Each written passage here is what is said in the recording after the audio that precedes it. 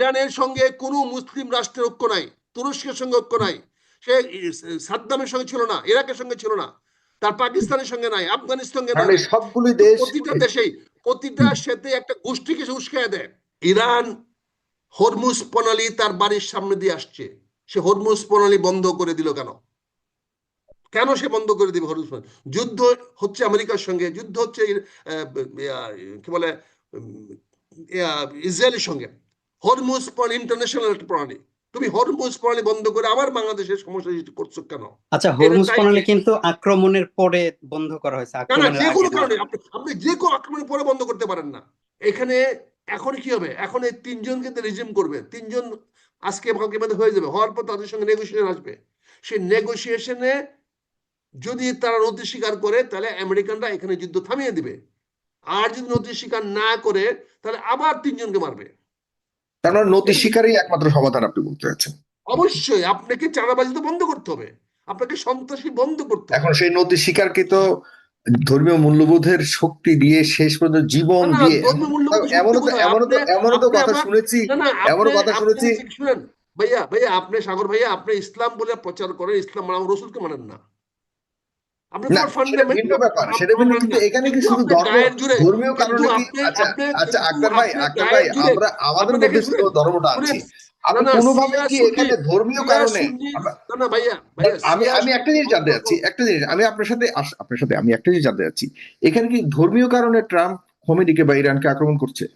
না, ধর্মীয় কারণে না, কিন্তু আমাদের এখানে ট্রাম্প নিজের দেশের এই যে মঞ্জুর ভাই বলেন বাহরাইনের 70% হলো সুন্নি। না, আমি সুন্নি শিয়াটা কেন আমাদের মধ্যে বারবার আনতেছি? ওরা তো এখানে সরাসরি সুন্নি। আচ্ছা আপনি বলুন তো, আপনি একটা কথা বলুন, গণতন্ত্রের কথা। আমি একটা সেকেন্ড বলি, গণতন্ত্রের কথা বলছেন যে বারবার বলছে গণতন্ত্র ফিরিয়ে আনো, গণতন্ত্র ফিরিয়ে আনো, আনে নাই, কথা শুনে নাই। হোয়াট অ্যাবাউট সৌদি আরব? কোথায় what about Saudi Arab? Saudi আরবে যে কাতার, শুনেন, সেসব দেশের জনগণ যদি দাবি করত তখন আমরা বলতে পারতাম। জনগণ দাবি করার মতো স্পেশালি তৈরি করে নাই পশ্চিমাদের কাছে। কারণ হলো নদী স্বীকার করে সৌদি আরব সার্বক্ষণিক নদী স্বীকার করে মানে রাম রাম করতে থাকে ওদের কাছে। এই কারণে শুধু এটা তো আপনারা জানেন, বোঝেন। আমরা তো ওইটা দেখতে চাই না আসলে। মাথা উঁচু করে ধর্মীয় বলে সে শিয়া না সুন্নি, এটা আমাদের কাছে হিসাব না। ওই হিসাব করতে গেলে ধর্মীয় যখন যুদ্ধ হবে সেটা হিসাব করবো আমরা। কিন্তু এখন যেটা দেখতে পাচ্ছি যে প্রত্যেকটা মুসলিম কান্ট্রিগুলোতে আঘাত হানছে ওরা।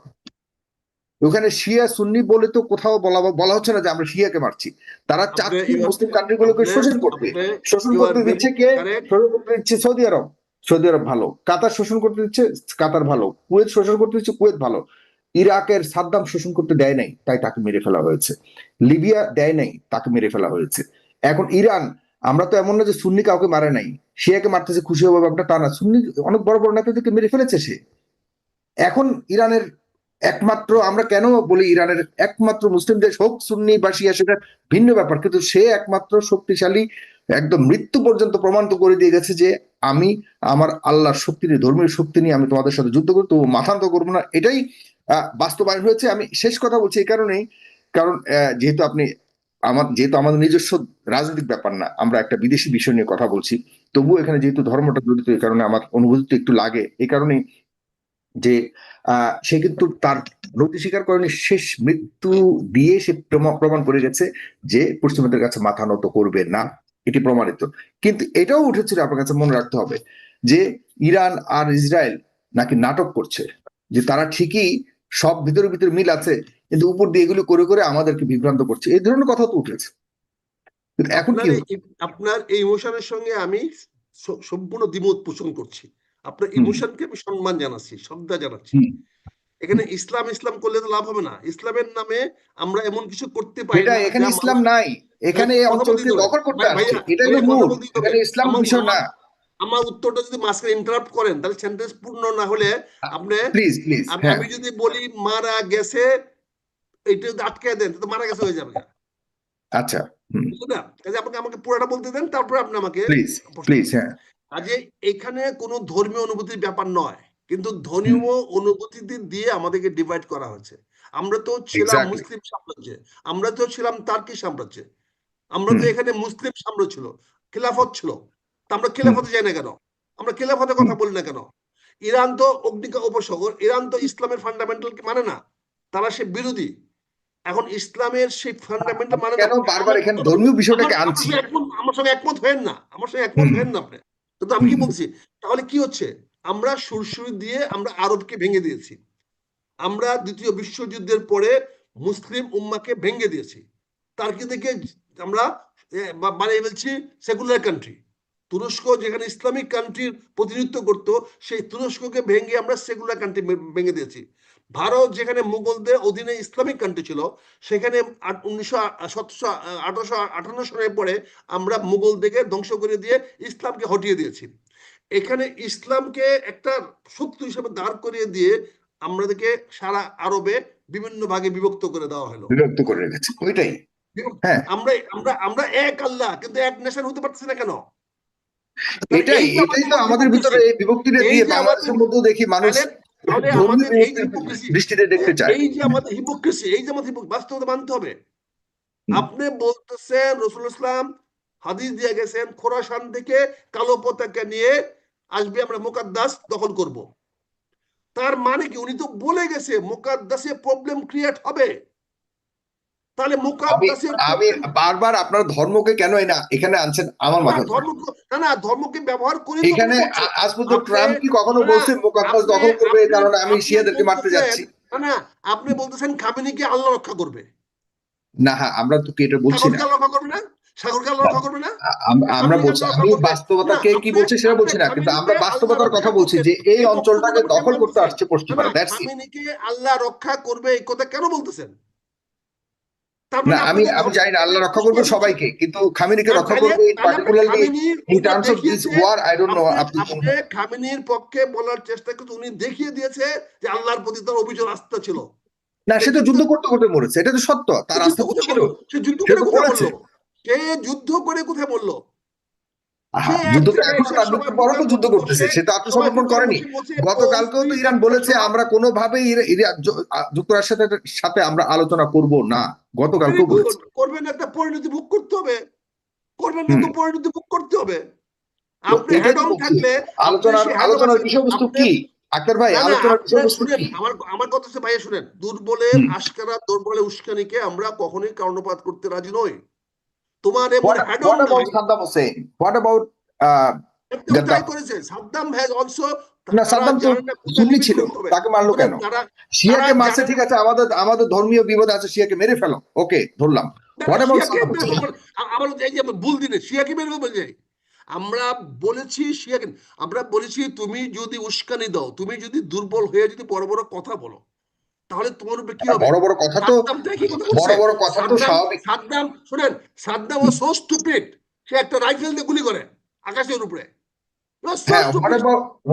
ঠিক আছে, তো হোয়াট অ্যাবাউট গাদ্দাফি? গাদ্দাফি তো একই জিনিস করেছে। গাদ্দাফি কি করেছে? হ্যাঁ, তো তাহলে কি আমরা সারা বিশ্ব এখন শুনেন, they are not negotiable, but টার্কিতে কি দেখেন ইজ নেগোশিয়েবল। টার্কিতে প্রবলেম হয় না কেন? আমরা এখন এই মধ্যপ্রাচ্য, না টার্কিশ ওয়াজ মধ্যপ্রাচ্যটাকে কে ক্রিয়েট করেছে? আমরা মুসলিমরা ঐক্যবদ্ধ নই কেন?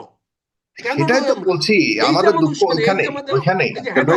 এই যে আমাদেরকে হামাসকে নিয়ে কত কথা বলছি, কত হিস্ট্রি বানাইছি, হামাসকে এই করবে, হামাস এই করবে, হামাস শূন্যের মধ্যে চলে, হামাস এইটা চলে, হামাস এইটা চলে। হামাস তো মাটির সঙ্গে মিশাই দিছি, হামারের অস্তিত্ব বলে কিছু নাই। যেই হামাস ফিলিস্তিনদের সঙ্গে থাকে নাই, যে হামাস ফিলিস্তিনের নেতৃত্ব মানে নাই, সবকিছুর মধ্যে যদি আপনি বলেন যে আত্মসমর্পণ করাই হলো একমাত্র সমাধান, আমি তো বলছি আপনি নেগোসিয়েশন টেবিলে যদি নেগোসিয়েটর না হন, আপনি মনে রাখতে হবে আমাদের তার কাউন্টারের জন্য প্রস্তুত থাকতে হবে। আপনার মনে রাখতে হবে আমাদের নবী কিন্তু একজন থেকে সারা পৃথিবী আজকে সবচেয়ে বেশি মানুষ আমার নবীর ফলোয়ার্স, একজন থেকে। মক্কা নগরীতে সবার বিপরীতে একটা মতবাদ নিয়ে তিনি নেমেছিলেন। স্টেটমেন্ট করে ফেলেন এই হযরত মুসা নবী কিন্তু মক্কা থেকে, একটু ধর্মীয় আবেগের জায়গা থেকে বললাম। আমি আমার জায়গাটা একটাই, আমার জায়গাটা একটাই, আমরা ধর্ম নিয়ে যতটা ধর্মীয় নয়, বাস্তবতা সেটাই। আমি কোনোভাবে ধর্মীয় ইমোশনকে এখানে আনতে চাই না। এই যে আপনি বললেন একটা বললেন, আপনি তো একটা ক্লোজিং স্টেটমেন্ট দিয়ে কন্ট্রোভার্সি করলে হবে না। বাস্তবতা হলো এই নবী, আমার নবীকে মক্কা থেকে চলে যেতে হয়েছিল। আমার নবীকে মক্কা জয় করেও মক্কায় ঢুকে নাই। এই উদাহরণগুলো দিবেন না। মানুষ এমনি চলে আসে নাই। এখনো পৃথিবীর যত মুসলমান তার চেয়ে বেশি অমুসলিম মানুষ পৃথিবীতে বেশি। এখনো আল্লাহর শাসন সারা পৃথিবীতে কায়েম হয় নাই। কিন্তু মুসলমান ইউনাইটেড না। যে রসুলকে মানে না ইরান যে রসুলকে মানে না, আমরা সেই ইরানের পক্ষে নিচ্ছি। একে ইসলাম বলছি আমরা। We are so hypocrite. না, ইরান মুসলমান মানে না কে বলেছে? না, এটা ঠিক। আমি অ্যান্টি আমেরিকান, আমি আমেরিকার বিরুদ্ধে, কিন্তু তারপরেও বলবো আমেরিকার সঙ্গে আমি শত্রুতা আমি করতে পারি না, তার সঙ্গে ঠেলাঠেলি করতে পারি না। আমাকে বুঝতে আচ্ছা, হবে, এটা আপনি শক্তির কারণে আমাকে বলছেন, বুঝতে কিন্তু হবে। ইরান সম্পর্কে আমি যেদিন ইরানের সাথে যুদ্ধ হবে, ধর্মীয় যুদ্ধ, সেদিন আমি অবশ্যই ইরানের বিরুদ্ধে থাকবো। বাট যেদিন আমরা এই বর্তমানে কোনো ধর্মীয় যুদ্ধ হচ্ছে না আক্তার ভাই, আমি বিতর্ক আপনার সাথে আমাদের কোনো এখানে নিজস্ব কোনো ম্যাটার নয়, নিজস্ব দেশের ম্যাটারও নয়। আমি যখন দেখব পশ্চিমারা এই এই এই অঞ্চলটাতে অন্যায়ভাবে, শুধুমাত্র অন্যায়ভাবে দখল করবার জন্য, এখানে তাদের অবস্থান গাড়বার জন্য, এবং ইসরায়েলের মতো একটা মানে একটা সন্ত্রাসী দেশকে এখানে প্রতিষ্ঠিত করবার জন্য যখন চেষ্টা চালাবে, আমি তার বিরুদ্ধে অবশ্যই করব। এখানে হলো আমার একমাত্র অবস্থান। এবং আপনি দেখেন, যখন when it comes about Israel, তখন ইসরায়েলি, আমি বলি না আপনাকে, আমি একটা জিনিস বলি, দেখেন যখন ইসরায়েলিদেরকে এখানে স্থাপিত করবার জন্য বা প্রতিষ্ঠা করবার জন্য যখন আসে, তখন ইসরায়েলিদেরকে, তাদের জনগণকে কি করে, ওই তাদের ধর্মীয় ইতিহাস বলে বলে বলে যে আমাদের এখানে অধিকার আছে, সেই নবীর আমল থেকে আমরা এখানে অধিকার নিয়ে আমাদের এখানে সেই বহু আগে থেকে কি বলে এটাকে অবস্থান করবার, বসবাস করবার অধিকার রয়েছে। ধর্মীয় গল্প শোনায় তাদেরকে। আর যখন আমাদেরকে বা এই মুসলিম কান্ট্রিগুলিতে ইয়ে করতে আসে, তখন এই শিয়া আর সুন্নিটাকে সামনে নিয়ে আসে বিভক্ত করবার জন্য। এখানে আমেরিকার, ব্রিটিশদের এরকম ধর্মীয় চাল বহু আগে থেকেই দেয়া হয়েছে।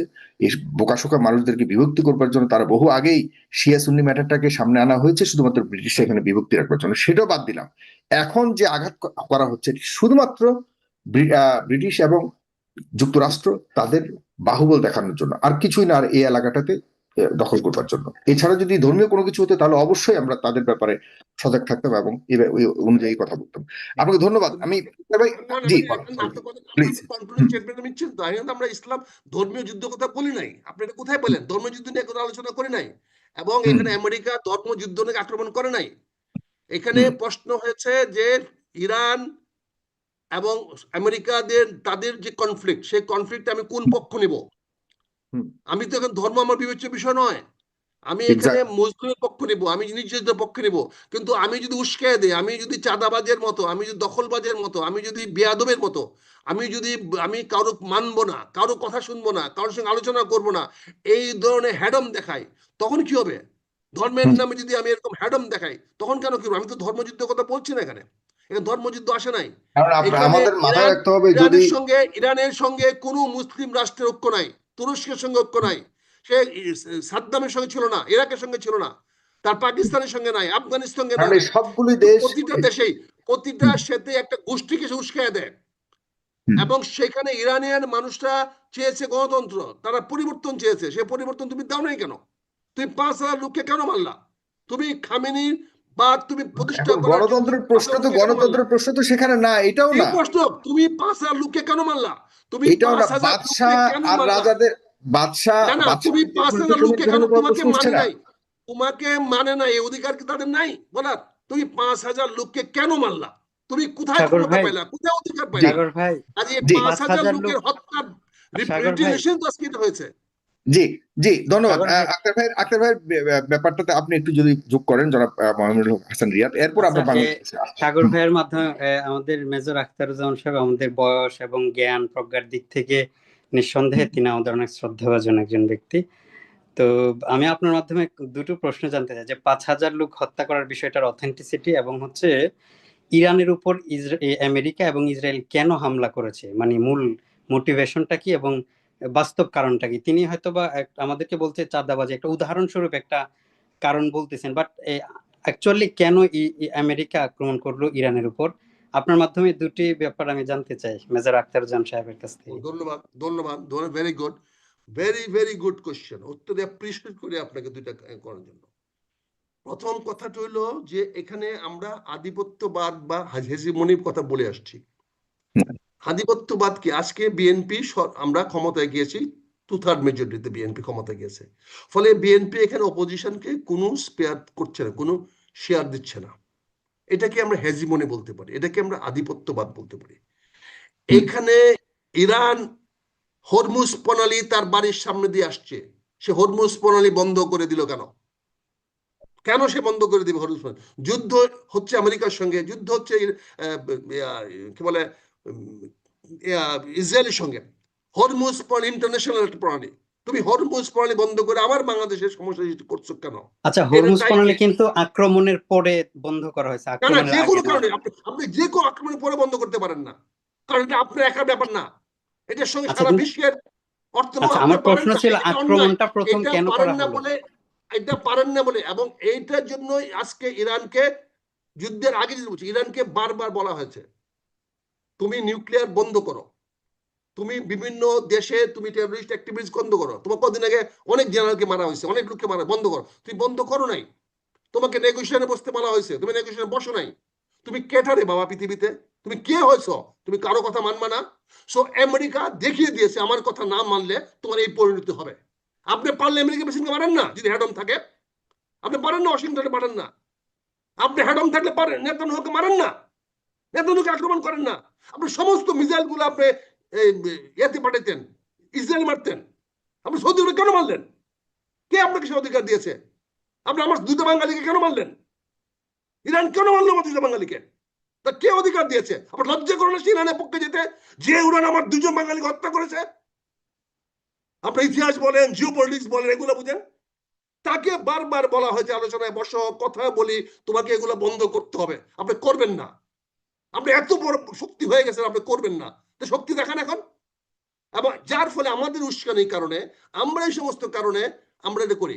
আপনি কেন ভাইয়া, আমি যেটা বলছি মোনায়েম ভাই, আপনারা স্টাডি করেন, লেখাপড়া করেন, অনেক কিছু জানেন বুঝেন, কিন্তু তার প্র্যাকটিক্যাল জিনিসটা বলেন।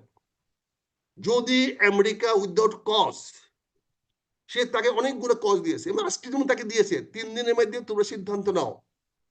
যদি না নাও, তাহলে তুমি বলো আমি তোমার সিদ্ধান্ত মানি না, আমি ধ্বংস হয়ে যাব, মরে যাব, আমি যুদ্ধের প্রস্তুতি নাও।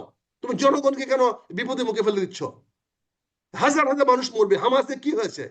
তোমাদের নেতৃত্বের কারণে, তোমাদের ভুল নেতৃত্বের কারণে হাজার হাজার মানুষ, আমার 78,000 মানুষ মরেছে, তুমি তোমার কারণে। আচ্ছা, মরে না 78,000 মানুষ? আগামীতে ইরানেও যে 78,000 লোক মরবে না, 78 লাখ মরবে না, তার কোনো গ্যারান্টি আপনি দিতে পারবেন? তার কোনো রক্ষা কবচ আপনার কাছে আছে? কাজে মোনায়েম ভাই, আপনাকে বলি, আপনার ইয়াং, আপনি জানেন, বুঝার চেষ্টা করেন। পৃথিবীতে যখনই কেউ বড়কে ডিনাই করার চেষ্টা করেছে, হয় রিভলিউশন হয়েছে, নাহলে ধ্বংস হয়ে গেছে। দুর্বল সবলকে হটাইতে হলে রিভলিউশন করতে হবে, নাহলে ধ্বংস হয়ে যেতে হবে। This is the two alternative.